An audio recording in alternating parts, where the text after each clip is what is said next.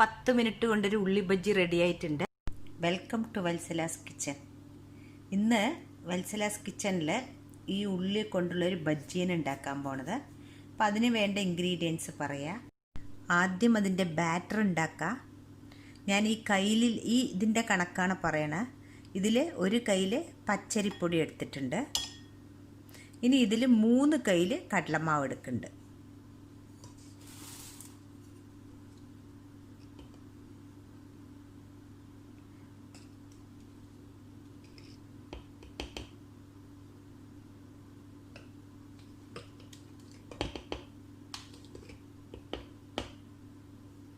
മൂന്ന് കയ്യിൽ കടലമാവ്. ഇതിലേക്ക് 1 ടീസ്പൂണ് മുളക് പൊടി, ആവശ്യത്തിനുള്ള ഉപ്പ്,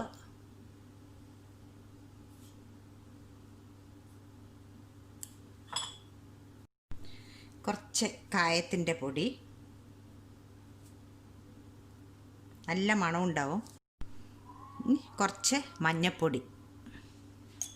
ഈ മുളക് പൊടി നല്ല എരിവുള്ളതാണ്. ഞാൻ ഇവിടെ പൊടിച്ചത് കൊണ്ട് മുളക് നമ്മുടെ ഇഷ്ടം അനുസരിച്ചിട്ട് ചേർക്കാം. കുട്ടികൾക്കാണെങ്കിൽ കുറച്ച് കുറവ് ചേർത്താൽ മതി.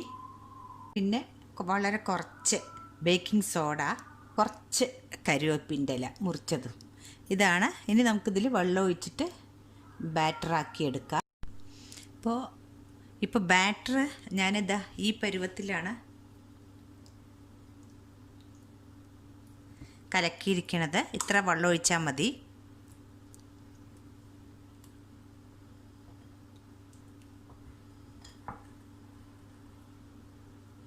ഇനി നമുക്ക് ഉള്ളി മുറിച്ചെടുക്കാം. ഈ ഉള്ളി മുറിച്ചെടുക്കാം. കുറച്ച് ഇങ്ങനെ തിക്നെസ്സിൽ മുറിക്കണം.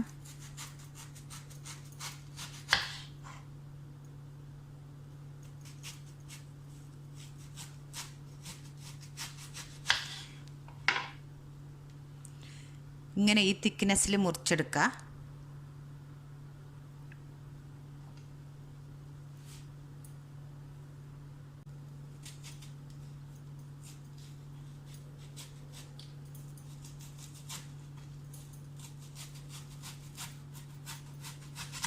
ഗ്യാസിൽ ഒരു പാനിൽ കുറച്ച് എണ്ണ ഒഴിച്ച് കൊടുത്തിട്ടുണ്ട്.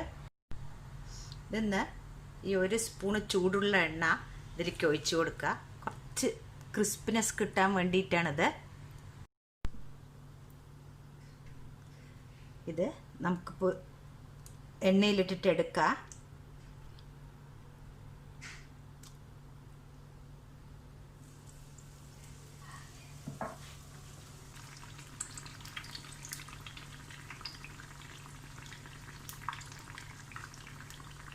അങ്ങനെ എളുപ്പത്തിൽ ഉണ്ടാക്കാൻ പറ്റണതാണ്. അതിന് മുമ്പ് ഒരു ഉരുളക്കിഴങ്ങിൻ്റെ ബജ്ജി ഇട്ടിട്ടുണ്ട് ഞാൻ.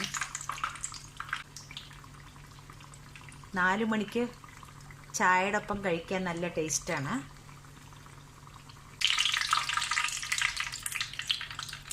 ഇതാ കണ്ടില്ലേ. അടുത്തത് ഇട്ട് കൊടുക്കുക.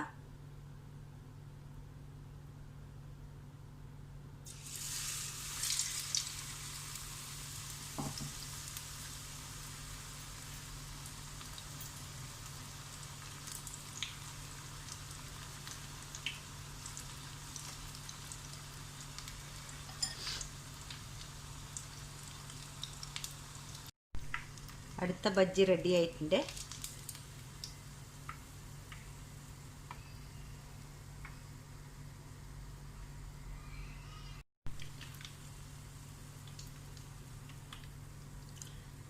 ബജ്ജി റെഡിയായി.